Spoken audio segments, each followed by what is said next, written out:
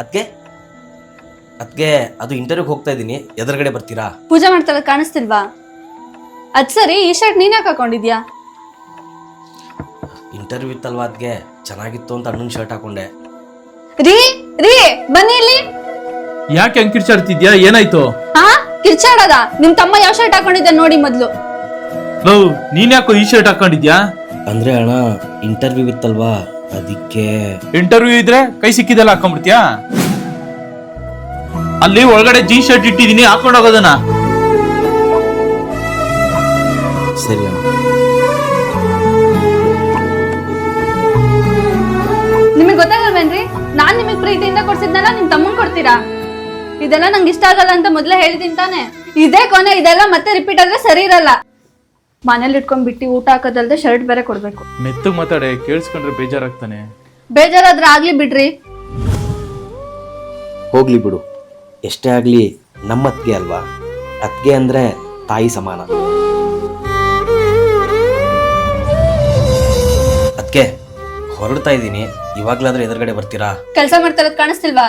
ನಾನು ಎಲ್ಲೂ ಬರಲ್ಲ, ಹೋಗು. ಅಲ್ಲ ಅದಕ್ಕೆ, ನಾನು ಏನಾದರೂ ಒಳ್ಳೆ ಕೆಲ್ಸಕ್ಕೆ ಹೋಗ್ಬೇಕಾದ್ರೆ ನೀವು ಎದುರುಗಡೆ ಬಂದ್ರೆ ನಂಗೆ ಒಳ್ಳೇದಾಗುತ್ತೆ ಅಂತ ನಿಮಗೆ ಗೊತ್ತಲ್ವಾ?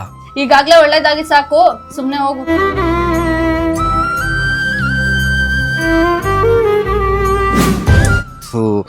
ಈ ಶರ್ಟ್ ಹಾಕೊಂಡು ಇಂಟರ್ವ್ಯೂಗೆ ಹೋಗ್ಬೇಕಾ? ಯಪ್ಪ, ಈ ಶರ್ಟಲ್ಲಿ ದುಡ್ಡಿದೆ, ಅದಕ್ಕೆ ಗೊತ್ತಾದ್ರೆ ಸಿಕ್ಕಾಪಟ್ಟೆ ಪ್ರಾಬ್ಲಮ್ ಆಗುತ್ತೆ.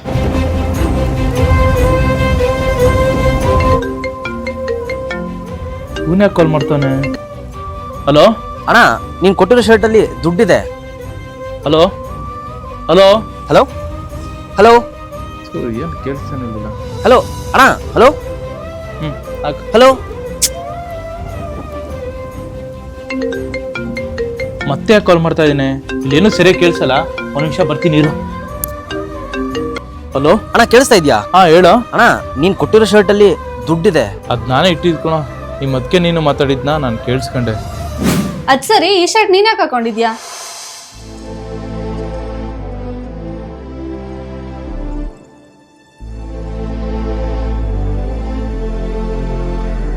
ಆ ದುಡ್ಡಲ್ಲಿ ಹೊಸ ಬಟ್ಟೆ ತಗೊಂಡು ಇಂಟರ್ವ್ಯೂಗೆ ಹೋಗು. ನಿಮ್ಮ ಅದಕ್ಕೆ ಹೇಳ್ಬೇಡ. All the best. ಥ್ಯಾಂಕ್ಸ್ ಅಣ್ಣ.